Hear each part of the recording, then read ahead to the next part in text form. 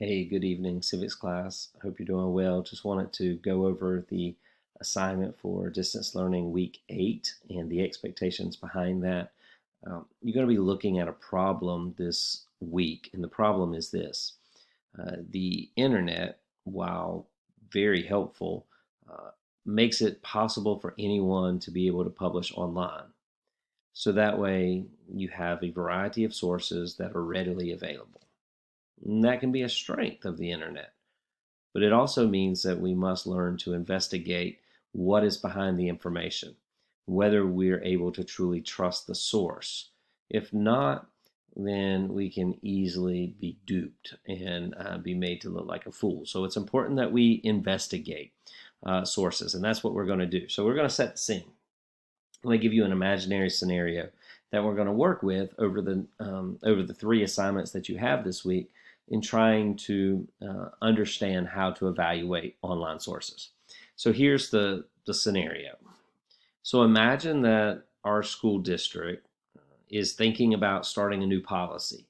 And that new policy is that it is going to be mandatory for students to go to school on Saturday. So that means that Bladen Early College will have to go to school Monday through Saturday, and Sunday is going to be your only day off from school. Well, before they put it into practice, the school board is asking to hear from you. They want to know your opinions on the proposed policy. So you have to share your opinion, but you want to make sure you do that with the sources and the evidence to support it. That's what we're looking at today. So there's 3 sources here, and it's going to teach us how we are to evaluate these particular sources. I'm going to go over these, and this is pretty much how you're going to do part 1, part 2, and part 3. And I want you to think about how this works. So with this question being asked of us, should Bladen Early College have, or should Bladen School District, all of us, have to go to school Monday through Saturday? Well, in understanding it and trying to answer that question with what we think, we have to think about what kind of sources would help us to answer the question.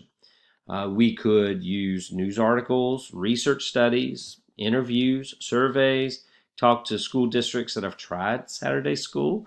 We could ask teachers, parents, students, other community members. We could do those particular things. So here are some sources that we have, and we need to evaluate these sources. So the first source, source A, and I'm going to go through this section and then you'll figure out for the rest of them. But for source A, it says Project for More Learning. Now that sounds like an official website. It sounds like official research. Sounds good. The problem is we don't really know anything about the organization. Now, if you don't take your time with this tweet, and if you don't come over here and look at what's going on, we're going to miss something. Notice right here it says funding provided by the National School Lunch Providers Association. Well, this group's potential motivation in supporting mandatory Saturday school is what? It's profit. Sure, they're going to support the growing movement for mandatory Saturday school. Why? Because that means they have an extra day of business each week. It means they're going to make more money. So while this might sound like credible evidence, you've got to keep in the back of your head this idea of profit motivation. They want this to be done because they want to make a profit. It might be credible. They say research shows. However, remember, why are they wanting to do this? Go to source B. Source B comes from a local organization that coordinates all of the rec sports, fields, and all of those things. And so notice down here, Greg Golfi, he goes and he says, as president of the Community Sports Alliance, I am incredibly worried about the proposal. I'm writing to ask you to join me in opposing it.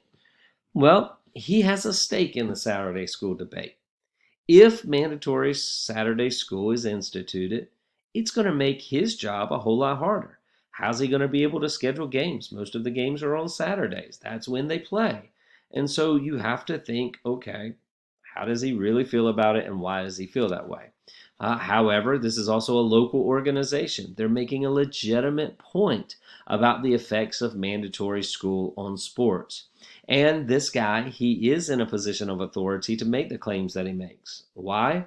Because he's in charge of the sports rec league, and he understands the impact it would have on the sports league, and that's all he talks about. He does not make other arguments about why there should not be Saturday school. His main focus is on the idea that this is going to impact his recreational work. And then finally, we go to source C. And if you look at source C, it's from Dr. Turner, who is a professor of education at a local university. And now that's to be seen as a trusted authority on issues of schooling.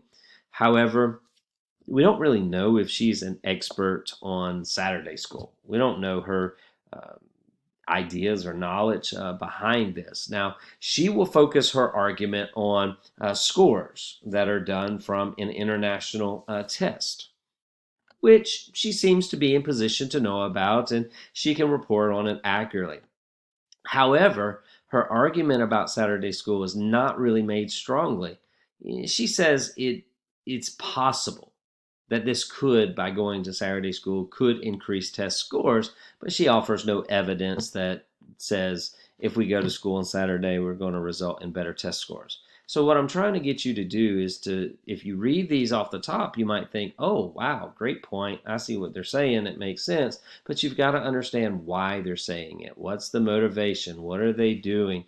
Why are they trying to push this? You know, if you think about the opposing arguments made by sources A and B, they can ultimately be understood only when you consider who the people are behind this information. Now, understand, there's none of these sources that's going to be perfect, but think about how you're going to rank the trustworthiness of the particular subject, if you will. So that's the problem that we're looking at this week. So you're going to do that for part one, and then you're going to do it for part two. And then when you come to part three, you need to be reminded of looking at the evidence. You know, we in part one we talked about, you know, who's behind the evidence, and then we're looking at what is the evidence. So we've got to really think through how this is going to work for us. So we keep looking. When you get to part three, you're going to keep looking at some possible evidence that you could present to the school board. And so be careful that when you go and you look at it, that you focus on the key points from those particular sources. Always check what other sources say to make sure that you are making the observation that your argument is credible. Every source has its limitation, and because there's so much information online, it is easy to come across questionable sources. But it's also easy to dig a little deeper and find some information about sources and to check what other sources say.